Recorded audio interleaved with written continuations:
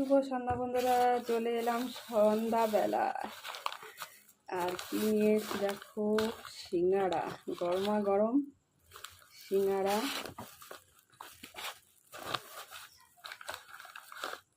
যে গরমা গরম সিঙ্গাড়া, বাবা গরমা গরম সিঙ্গাড়া। সন্ধ্যাবেলা একটু সিঙ্গাড়া হলে দারুণ লাগে, আর সাথে চা। এনে এখান থেকে নিয়ে বাবা, যেটা নিবি এটা নে, দুটো খা।